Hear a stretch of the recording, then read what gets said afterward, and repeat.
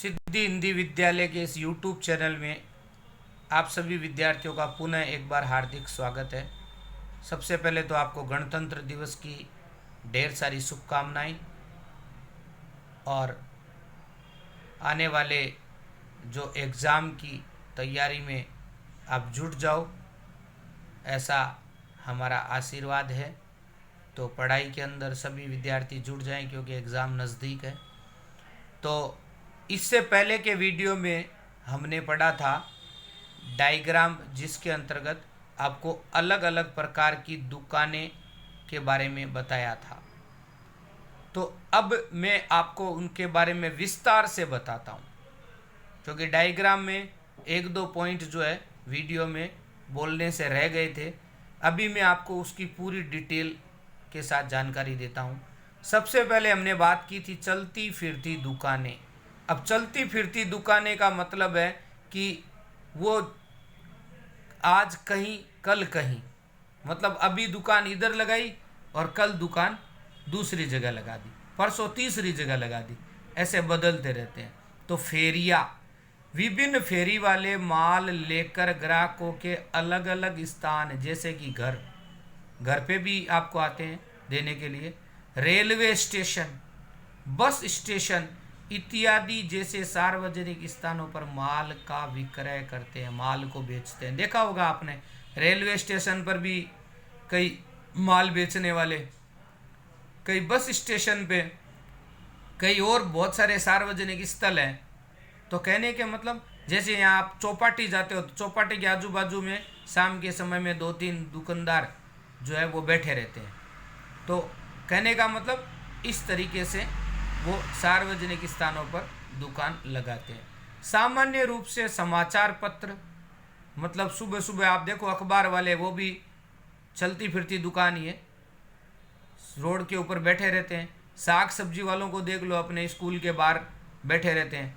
फल तथा घरेलू उपयोगी वस्तुओं का विक्रय ये भी होता है।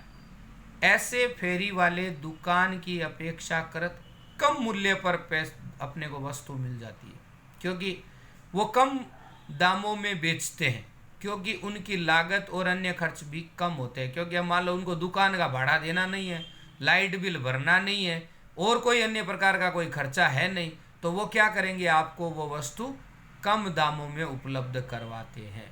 तो ये है फेरिया। नंबर 2 बात करते हैं अपन काम चलाऊ व्यापार। निश्चित प्रसंग है, त्योहार है अथवा मौसम दौरान निश्चित वस्तुओं का विक्रय करते हैं, जिसे काम चलाऊ व्यापार कहते हैं। मान लो सर्दी का मौसम आया तो ऊनी कपड़े बेचने चालू कर दिए, गर्मी का मौसम आया तो सूती वस्त्र बेचने चालू कर दिए, कोई त्योहार आ गया, मान लो दीपावली का आया तो पटाखे बेचने चालू कर दिए, होली आया तो कलर बेचना चालू कर दिया, मतलब कहने का मतलब उत्तरायण आई तो पतंग बेचना चालू कर दिया।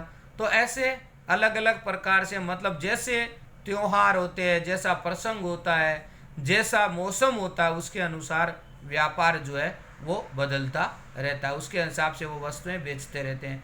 अब जैसे मान लो मेले में माल का विक्रय करने वाले व्यापारी, मकर संक्रांति पर पतंग डोरी बेचने वाले, दीपावली पर पटाखे बेचने वाले, और विभिन्न मौसम में रेनकोट, छाता, गर्म कपड़े, ये सब क्या सीजनेबल व्यापार है, काम चलाऊ व्यापार जिसको बोला जाता है। पॉइंट नंबर 3 आता है निश्चित दिन का व्यापार। कई शहरों में, नगरों में अथवा गांवों में सप्ताह या महीने के निश्चित दिन पर और निश्चित स्थान पर ऐसे बाजार भरे जाते हैं। मैंने आपको बताया था पहले भी संडे मार्केट के बारे में और शनिवारी के बारे में। ये निश्चित दिन है, और कई कई जगहों पे शहर भी निश्चित है कि भाई आज इस शहर के अंदर ये वस्तु का विक्रय होगा या इसका मेला लगेगा, वो वस्तु अपने को वहाँ पे मिलेगी। तो कोई सप्ताह भर होता है, कोई महीने भर होता है, कोई एक दिन के लिए भी होता है। तो जिससे बहुत से व्यक्ति अथवा व्यापारी अनेक प्रकार की वस्तुएं विक्रय हेतु लाते हैं। ऐसे बाजार पूरे दिन चलते हैं, जिसे गुजरी अथवा हाट कहते हैं। अब यहाँ एक प्रश्न आ गया कि गुजरी या तो हाट किसको बोलते हैं, तो ये परीक्षा के लिए इम्पोर्टेंट प्रश्न है, इसलिए इसकी तैयारी करना। इसका आंसर इसी पॉइंट के अंतर्गत आया हुआ है। पॉइंट नंबर 4 आता है गली विक्रेता। गली विक्रेता ग्राहकों की जीवन जरूरी वस्तुएं फुटपाथ पर बेचते हैं। फुटपाथ मतलब सड़क पर, और उनके आसपास में रहने वाले शहरी पोल अथवा सोसाइटी के ग्राहक ये वस्तुएं क्रय करते हैं, जैसे साग सब्जी फल विक्रेता। कहने का मतलब हमारी सोसाइटी के आजू बाजू में जो सड़क के ऊपर बैठ करके वस्तुएं बेचते हैं, तो वो एक प्रकार की हमारे लिए भी सुविधा है और उनका भी काम जो है वो चलता रहता है। तो इस तरीके से गली विक्रेता उनको बोला जाता है। अभी जैसे हमारे स्कूल के बाहर बैठे हैं तो उनको हम गली विक्रेता की संज्ञा दे सकते हैं। अब हम बात करते हैं स्थायी दुकानें। स्थायी दुकान का मतलब है जो एक ही जगह पर स्थित होती है। वृहद आकार के फुटकर व्यापारी, सबसे पहले तो उसके अंदर पहला आता है विभागीय दुकान। हमने उस डायग्राम में विभागीय दुकान पढ़ा था, अभी मैं विस्तार से उसके बारे में बता रहा हूँ।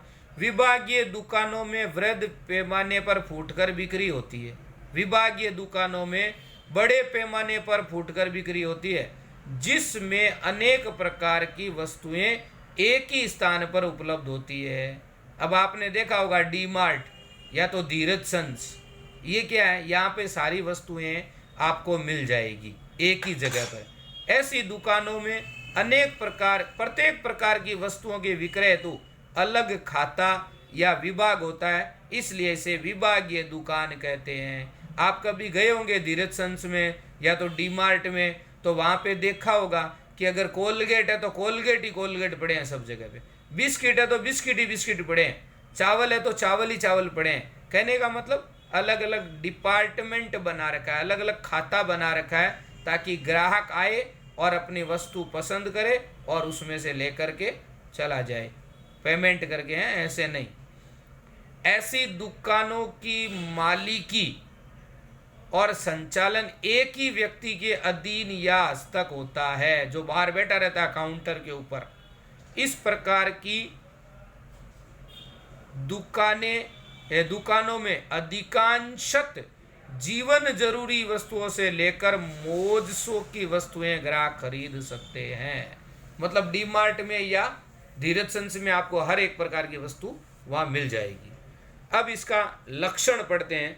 तो पहला जो लक्षण आता है वो आता है बड़े पैमाने पर विक्रय। विभागीय दुकानों में विभिन्न प्रकार की वस्तुओं का बड़े पैमाने में फुटकर व्यापार होता है। मतलब बहुत अधिक लोग जो है वो उसको ले जाते हैं। मान लो 1-1 किलो चावल अगर 50 ग्राहक ले गए तो 50 किलो चली गई, और एक ग्राहक अलग अलग प्रकार की वस्तुएं ले गया तो वैसे भी बड़े पैमाने में हो गया। अलग वस्तुओं के लिए अलग विभाग। विभागीय दुकानों में प्रत्येक प्रकार की वस्तुओं के विक्रय के लिए अलग अलग विभाग होता है। अभी मैंने आपको बताया कोलगेट पड़ा है तो कोलगेट ही पड़ा है, बिस्किट पड़ा है तो बिस्किट ही पड़ा है। मतलब ऐसे अलग अलग डिमांड जो विभाग है वो बनाए हुए रहते हैं। पॉइंट नंबर 3, मालिकी और संचालन। विभागीय दुकानों की मालिकी और संचालन एक ही व्यक्ति के हाथ में होती है। अभी मैंने आपको यह भी बात बताई कि काउंटर पर बैठा रहता है, जैसे ही आप माल लेकर के जाओगे वो तुरंत आपको वहाँ पर बुलाएगा, सारा माल जो है वो इलेक्ट्रॉनिक सिस्टम के माध्यम से चेक करके उसकी प्राइस निकाल करके और कंप्यूटर से बिल बना करके आपको दे देगा, और उसका आप पेमेंट करने के बाद आप उस माल सामान को ले जा सकते हो।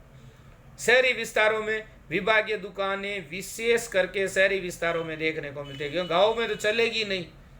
गाँव के अंदर इतने जो डेवलपमेंट नहीं रहता है, शिक्षा का प्रमाण भी कम रहता है, जागरूकता का प्रमाण कम रहता है, टेक्नोलॉजी का प्रमाण कम रहता है, इसलिए शहरों में ये ज़्यादा चलता है।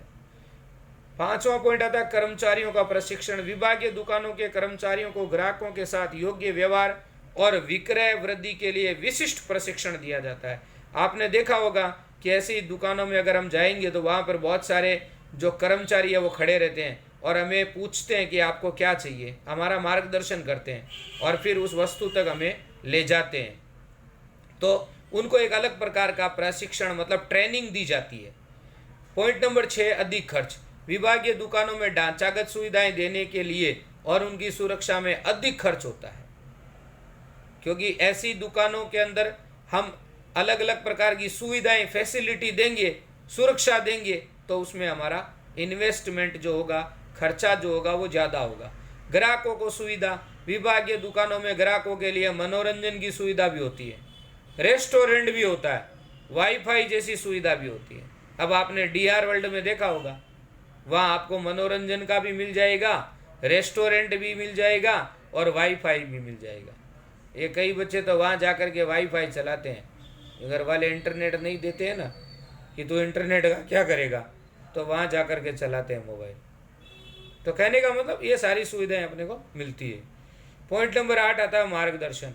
विभागीय दुकानों के कर्मचारी ग्राहकों का स्वागत करके, वस्तुओं का निर्देशन करके, सलाह सूचन दे करके ग्राहकों को वस्तु की पसंदगी के लिए मार्गदर्शन देते हैं। विभागीय दुकानों में कर्मचारी क्या करते हैं?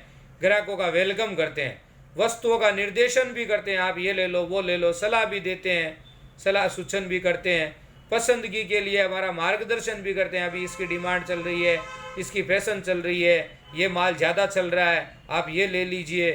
तो ऐसी मतलब इस प्रकार का मार्गदर्शन भी किया जाता है। तो ये हमने पढ़ा इसके लक्षण। फुटकर व्यापारी के अंतर्गत स्थायी दुकानें, और स्थायी दुकानें में वृहद आकार के फुटकर व्यापारी, और उसमें विभागीय दुकान जो थी उसके लक्षणों को हमने जाना। तो आज के इस वीडियो में इतना ही। अगले वीडियो में फिर अपनी मुलाकात होगी। तब तक के लिए जय हिंद, जय भारत।